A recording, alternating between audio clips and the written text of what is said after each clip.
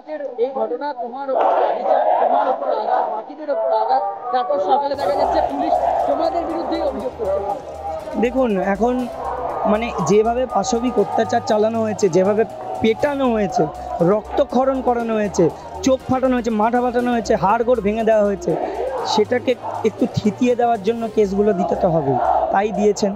এখন বলা হচ্ছে সম্পত্তি নষ্ট করা হয়েছে। আমরা বিকাশ ভবনের ভেতরেই ঢুকিনি, কী এমন সম্পত্তি নষ্ট লোকে জানি। টপ ভেঙেছে, হ্যাঁ, গেটটা আমরা ধাক্কা দিয়েছি, কারণ যেটা দুর্নীতির আঁতুড়ঘর, তার একটা বাধা তো পেরিয়ে আমাদেরকে ভেতরে ঢুকতে হবে। দাবি রেখেছিলাম মুখ্যমন্ত্রী আসুন, সামনাসামনি কথা বলুন, মেধার জন্য, যোগ্যদের জন্য কি করছেন জানান, আর দুর্নীতি তারা করেছেন এটা তো মানতে মানে না মানার কোনো জায়গা নেই। সেই মেনে সেটাকে রেকটিফাই করে কিভাবে তার নিজের দায়িত্বে আমাদের ফিরিয়ে দেবেন সেটা উনি বলতেন, এইটুকু আমরা চেয়েছিলাম। আমরা সবসময় চাইবো মুখ্যমন্ত্রী আসুন, কারণ দেখুন তিনি পুলিশ মন্ত্রীও। আজকে পুলিশ যেভাবে পেটালো আমাদের উপরে, এটা মুখ্যমন্ত্রী বা পুলিশ মন্ত্রীর তো একবার উচিত একটা মানে বাইট দেওয়া, যে কেন এরকমভাবে পাশবিক অত্যাচার করা হলো। এটা তার দায়িত্বের মধ্যে কি পড়ে না?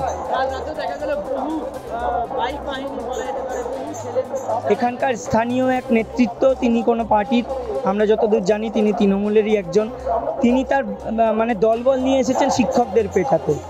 এটা কি ধরনের অসভ্যতামি চলছে বলুন তো? তিনি বাইট দিচ্ছেন, আমরা দেখছি যে ঠিক হয়েছে, রক্তক্ষরণ হয়েছে, ভালো হয়েছে। এটা মানুষ? এরা মানুষ? এরা মানুষ নয়। যেমন পাশবিক অত্যাচার করা হয়েছে সেরকম একজন পশু।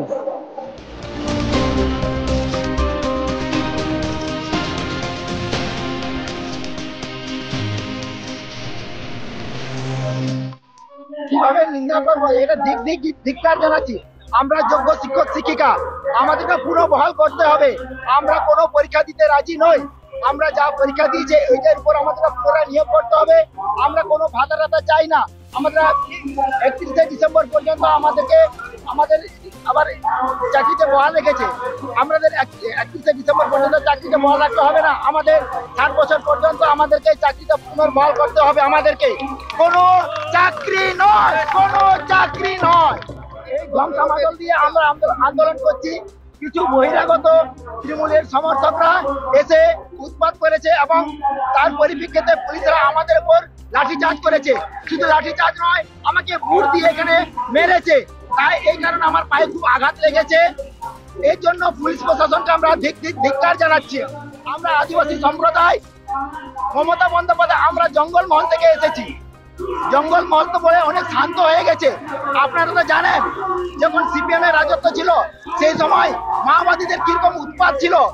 এবং এই মমতা বন্দ্যোপাধ্যায়, আমি পরিষ্কার বলে দিতে চাইছি, মাওবাদীকে সঙ্গে নিয়ে এই সিংহাসনে বসেছিলেন। এখন এবং এই মাওবাদীদেরকে এখন বিভিন্ন ভাবে চাকরি দিয়েছে। আমরা কি করব? আমাদের চাকরি চলে গেলে আমরা কি আবার পুনরায় মাওবাদী হব? অস্ত্র ধরবো পুনরায়?